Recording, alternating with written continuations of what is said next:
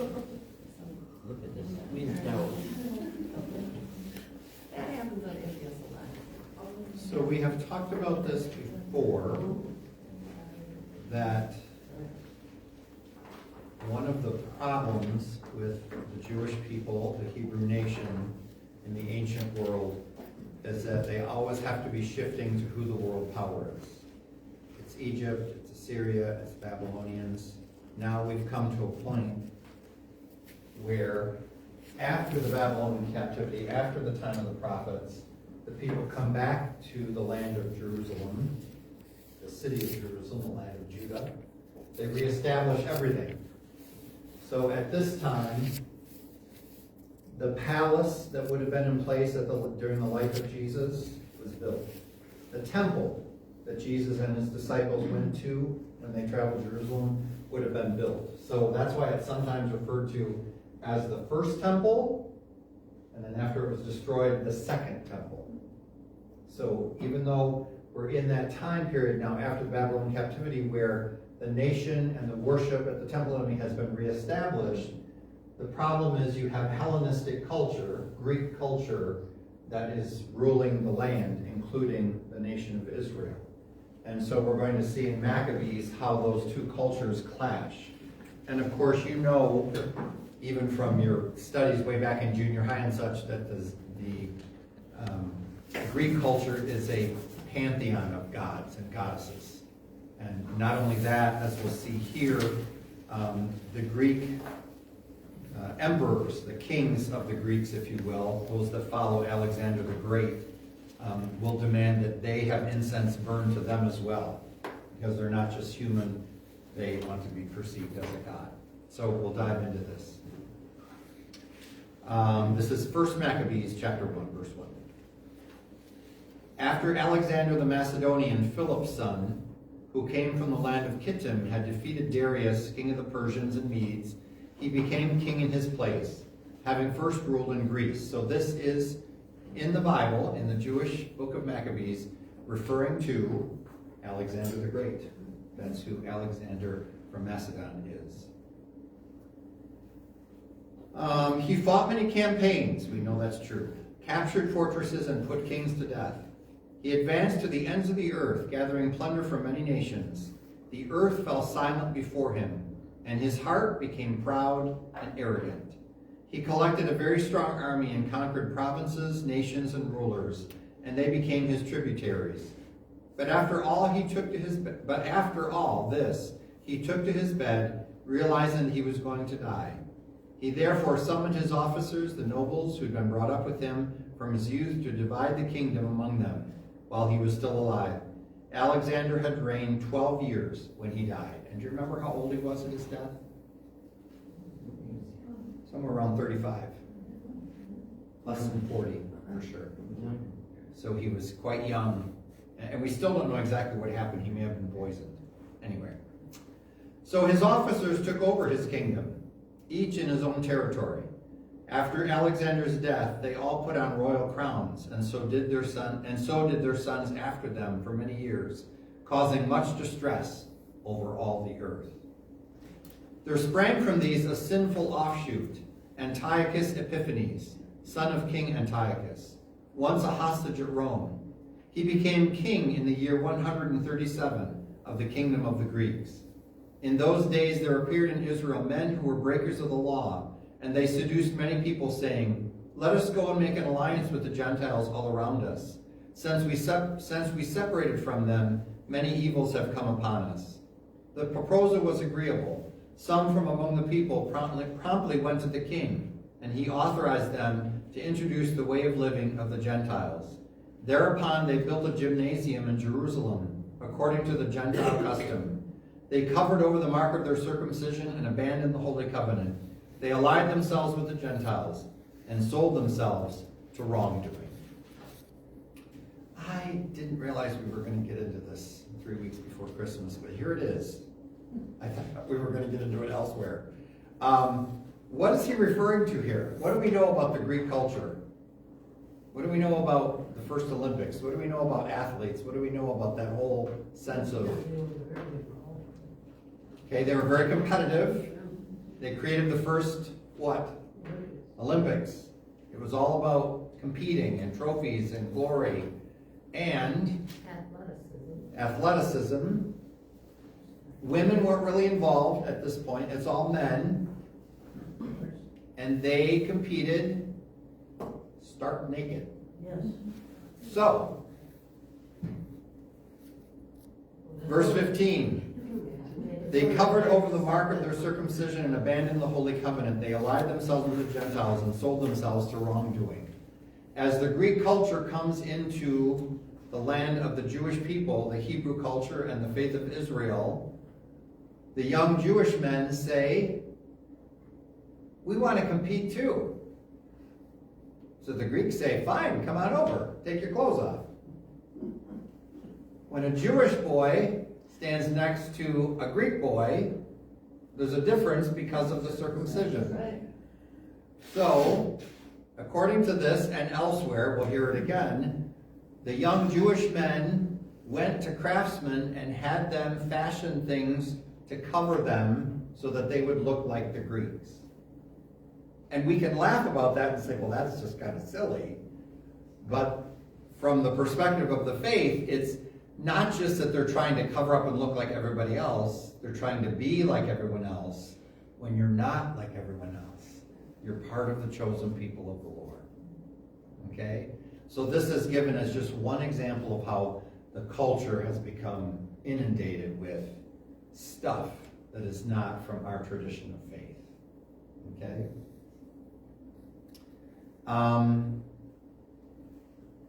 Let's jump to verse 20. Oh, wait, before we go on, what is interesting about the emperor's name, the king's name? Antiochus Epiphanes. What do we know about that name?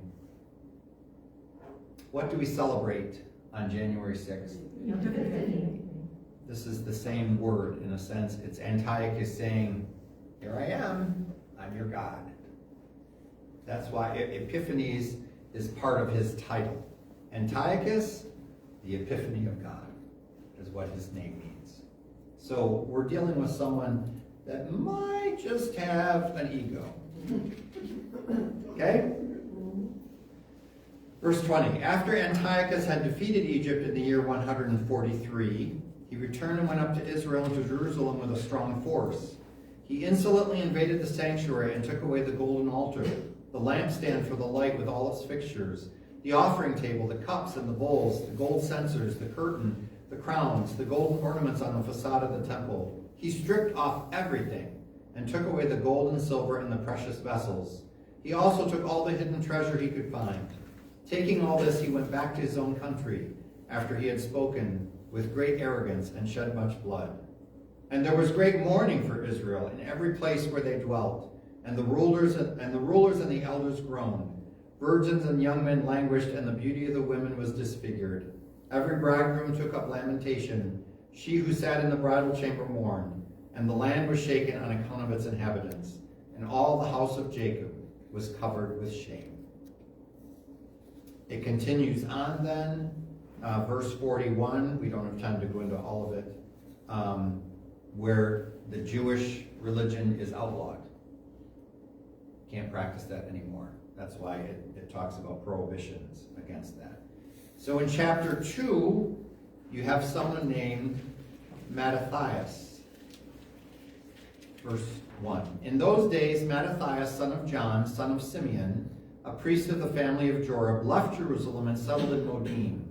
He had 5 sons, John, who was called Gadi, Simon, who was called Thassi, oh, for heaven's sake, just give him the regular name, Judas, who was called Maccabeus, that's the one that's going to be very important to us, Eleazar, who was called Abiram, and Jonathan, who was called Aphas. When he saw the sacrileges that were being committed in Judah and in Jerusalem, he said, again, this is Mattathias, woe is me, why was I born to see the ruin of my people and the ruin of the holy city, and to sit idle while it is given into the hands of our enemies, and the sanctuary into the hands of strangers? Her temple has become like a man disgraced. Her glorious ornaments have been carried off as spoils. Her infants have been murdered in the streets, her young men by the sword of the enemy. What nation has not taken its share of her realm and laid its hand on her possessions? All her adornment has been taken away. From being free, she has become a slave. We see our sanctuary and our beauty and our glory laid waste. And the Gentiles have defiled them. Why are we still alive? You drink there, you'll be okay? Raise your hands. Verse 14. Then Mattathias and his sons tore their garments, put on sackcloth, and mourned bitterly. Let's talk about that briefly. In the Jewish tradition, if you are in mourning, you tear your garment. Okay? So those are the things that you do if you are grieving. You tear your garment, you put on sackcloth, which is a rough garment, to show that you're doing penance or you're grieving, and you mourn. Okay? Probably with ashes on your head as well. Yes, Sharon? Was that just men who did that, or did women do that as well? For the most part, it was men representing the family. Yeah. But for us, years later, centuries later, that torn garment becomes very symbolic in that when Jesus breathes his last on the cross and dies, the sanctuary in the temple is torn from top to bottom. And so there's this sense of the Son of God is put to death, and when he dies, God rips his garment. So that symbol of tearing your garments is very significant for us when it resurfaces at the end of the Gospels.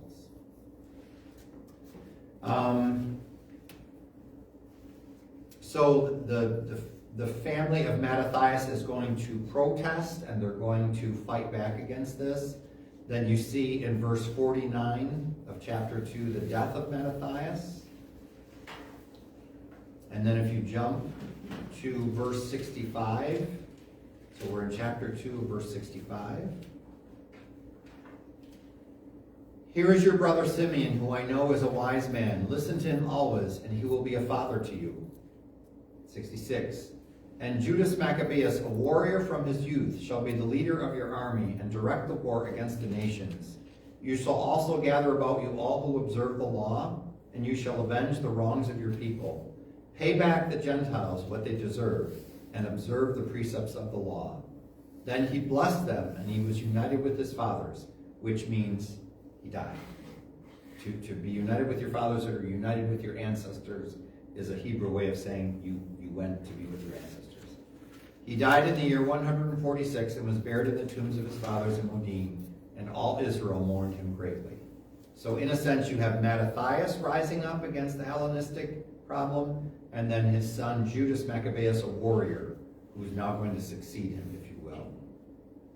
Then as we kind of dance through the next few pages, you'll see some alliances that they're working on. You'll also see some victories. And so then after these victories, you come to chapter 4, verse 36. Then Judas and his brothers said, now that our enemies have been crushed, let us go up to purify the sanctuary and rededicate it. Why does it have to be rededicated? Because it was torn apart, basically. And whenever you have a foreigner come into the temple at all, it has to be repurified because they're not of the faith, so to speak. Now that our enemies have been crushed, let us go up to purify the sanctuary and rededicate it. So the whole army assembled and went up to Mount Zion. They found the sanctuary desolate, the altar desecrated, the gates burned, weeds growing in the courts as in forest or on some mountain, and the priest's chambers demolished. Then they tore their clothes and made great lamentation. They sprinkled their heads with ashes, there it is, and fell with their faces to the ground. And when the signal was given with trumpets, they cried out to heaven. Judas appointed men to attack those in the citadel while he purified the sanctuary. He chose blameless priests devoted to the law. These purified the sanctuary and carried away the stones of the abomination to an unclean place. They deliberated what ought to be done with the altar of holocaust that had been desecrated. The happy thought came to them to tear it down, lest it be a lasting shame to them that the Gentiles had defiled it. So they tore down the altar. They stored the stones in a suitable place on the temple hill until a prophet should come and decide what to do with them. This is a very interesting point. They get in the midst of rededicating the temple and they say, you know, it's not just a matter of rededicating. That altar was so desecrated by having that pig butchered on it, it just needs to go. And so they literally tear it out and they put it up on the hill until we'll deal with that later. So they're going to rebuild the altar from new stones, if you will, as part of this. 47. Thank you. You're so good to me. Then they took uncut stones according to the law and built a new altar like the former one. They also repaired the sanctuary and the interior of the temple and purified the courts. They made new sacred vessels and brought the lampstand, the altar of incense, and the table into the temple. Then they burned incense on the altar and lighted the lamps on the lampstand, and these illuminated the temple. They also put loaves on the table and hung up the curtains. Thus they finished all the work they had undertaken.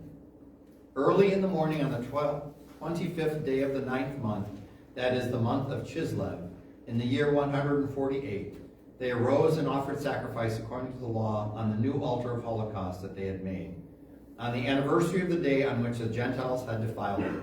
On that very day it was reconstructed with songs, harps, flutes, and cymbals. All the people prostrated themselves and adored and praised heaven, who had given them success. Verse 56. For 8 days they celebrated the dedication of the altar and joyfully offered holocausts and sacrifices of deliverance and praise. They ornamented the facade of the temple with gold crowns and shields. They repaired the gates and the priest chambers and furnished them with doors. There was great joy among the people now that the disgrace of the Gentiles was removed. Then Judas and his brothers and the entire congregation of Israel decreed that the day of this dedication of the altar should be observed with joy and gladness on the anniversary every year for 8 days, from the 25th day of the month, Chislev. And that's why you have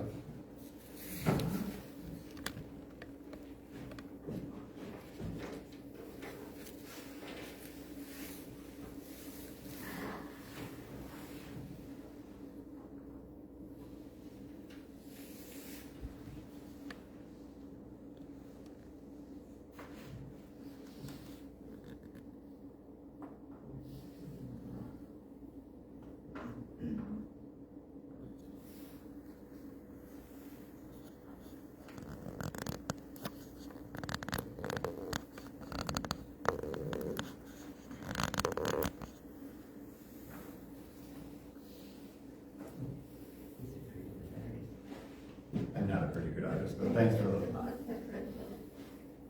This is the lampstand they're referring to. Eventually it will be called the menorah. And that is the lampstand that Jewish people have in their homes, as well as in their synagogues, to light, to mark this feast of 8 days. 1, 2, 3, 4, 5, 6, 7, 8. The central candle is simply the flame that is kept to light the others. People are often confused because they say, how come it's a feast of 8 days, but there's actually 9 candles on it? The central one is like the source candle, for lack of a better term. So if you looked at this menorah right now, what would you know about the season of Hanukkah? 2 days in. You're 2 days in. You've lit candle for day number 1. You've lit the candle for day number 2. Okay, by the end of it, by the 8th day, everything would be lit. Okay? So that's where this comes from. Okay, the Feast of the Rededication. Yes? Center candle always lit. Yes. In the midst of the feast, the center candle should be lit. Now, any questions about any of this? They light it in the morning or at night? It's lit in the evening, pretty sure, for the day ahead. As we continue through Maccabees, First Maccabees, there will be other alliances, there will be successes, there will be battles. Then you come to the second book of Maccabees, and believe it or not, it's going to be a different version of what we've just shared today. In other words, it's written about the same time period, mentions some of the same things, and also mentions the feast and so forth. And so, you have chapter 7, the martyrdom of the woman and her sons, the desecration of the temple again, the suffering. Judas Maccabees comes onto the scene in chapter 8.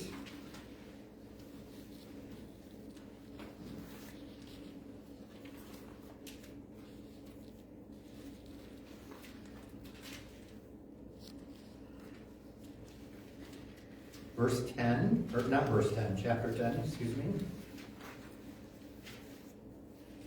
When Maccabeus and his companions under the Lord's leadership had recovered the temple and the city, they destroyed the altars erected by the Gentiles in the marketplace and the sacred enclosures.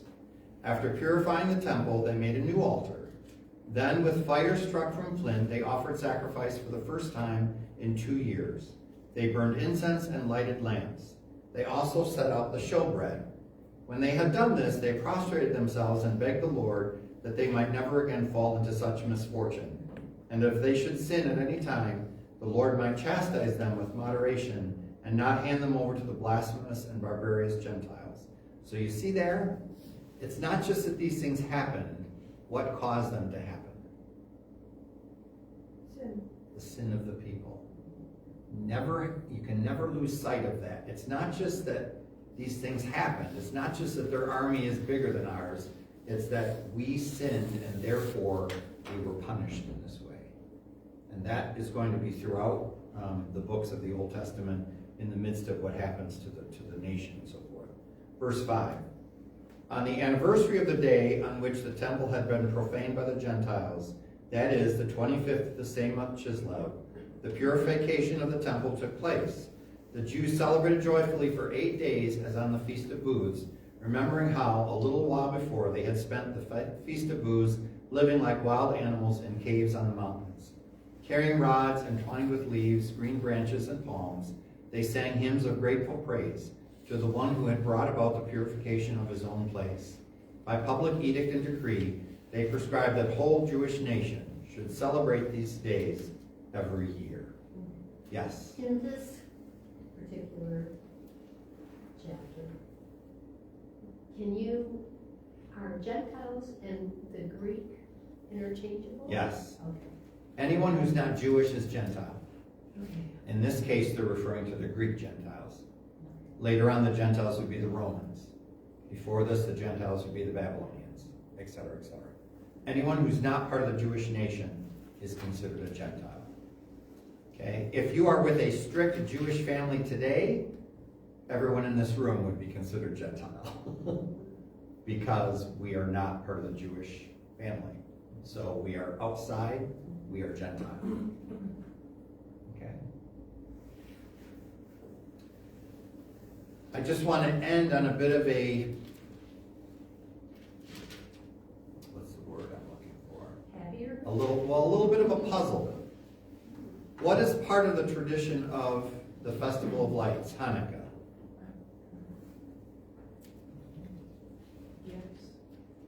Gifts, yes.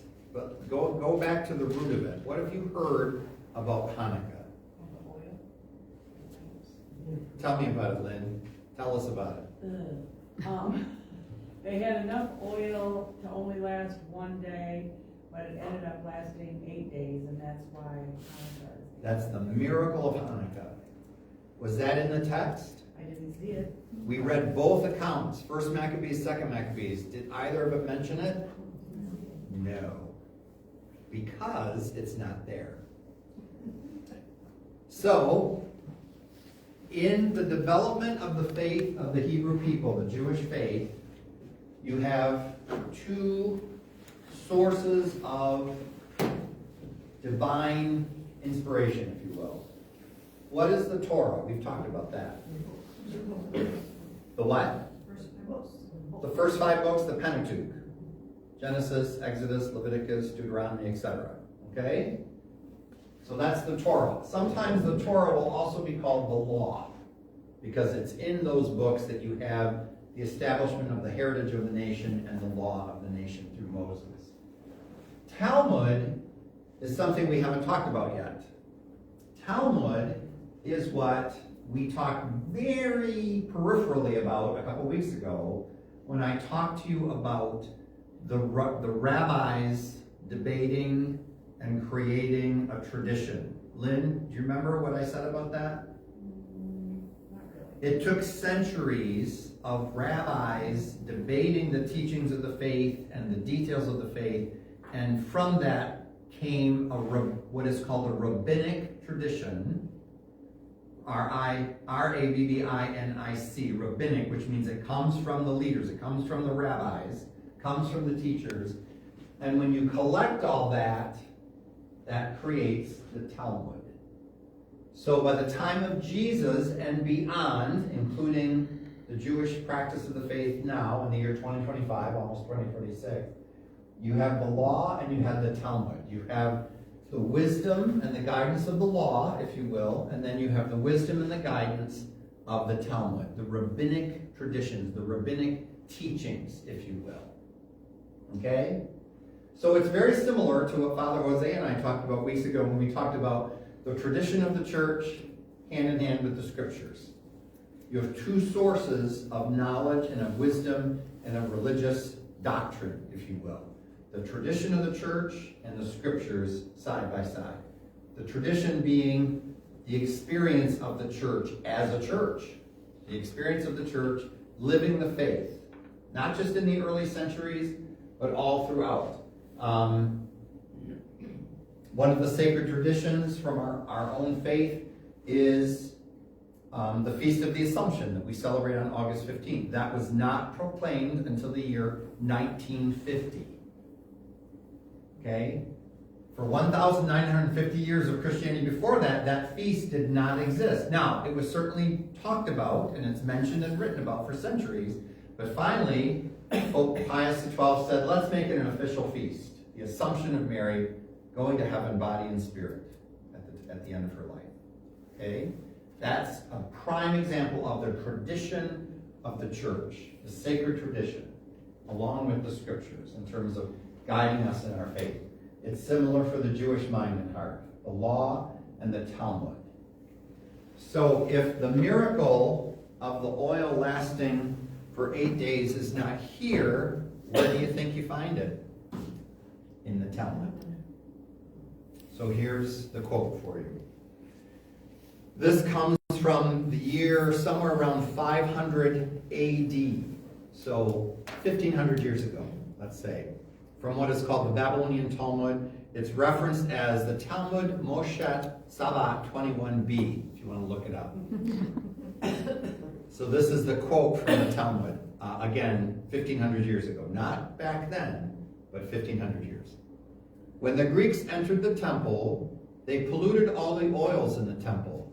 And when the Hasmonean dynasty, in parentheses, the Maccabees, because they're called the Hasmoneans or the Maccabees. When the Hasmonean dynasty, the Maccabees, overcame and defeated them, they checked. And they found that only one cruse vial of oil was set in place with the seal of the high priest of the temple, but there was only enough to light the menorah, my beautiful artwork, for a single day. A miracle occurred, and they lit it with that oil for 8 days. So, for the modern Jewish family now celebrating Hanukkah in 12 days, because it starts on the 14th until the 22nd, they are taking the purification of the temple from 1st and 2nd Maccabees. They're adding to it the miracle that is noted in the Babylonian Talmud that had come over the centuries, and they're celebrating the 8 days of Hanukkah. If it wasn't written down, how would you know that it happened? The assumption is- Because the rabbis said so. Yeah, okay, that's, okay. And that's really all you can go back to. All you can say is, well, by the year 500, it's taken as historic fact, if you will. in terms of what the rabbis are teaching in the Talmud at that point. If you're a scripture alone kind of person, you would say, this doesn't work for me. But if you're a scripture person plus allowing for the tradition of the people of faith, then you go, I'll light the menorah for 8 days. Okay? The other thing that we have to be honest about in terms of the Festival of Hanukkah, the Festival of Lights, is that here in the United States, and in Europe to some extent, but especially here in the States, it has become more and more popular. Why? Why? Because the Jewish people that settled here in the United States, for the most part, moved into what? Not just the big cities. What did they move into? Countrywide. For the most part, they moved into a Christian culture. So when December rolls around, what's happening in the culture, the Christian culture around you? Christmas. We're living this right now. Christmas lights. The lights go up, the candles are lit, the gifts are bought, the shopping is happening.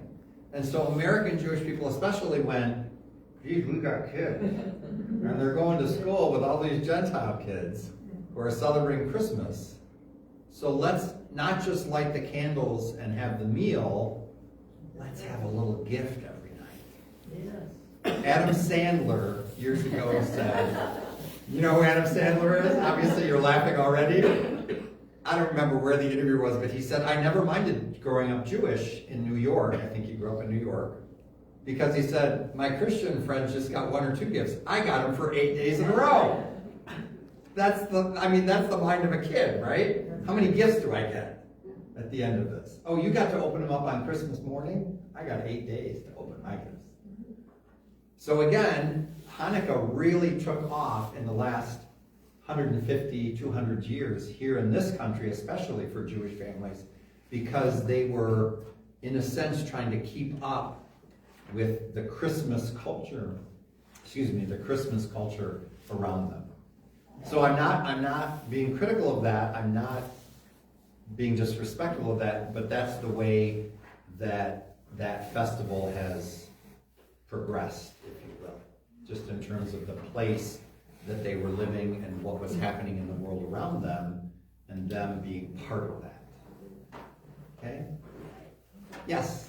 So is that how the Advent calendars with all the little gifts in them kind of sprung up? You know, I don't know. I don't know.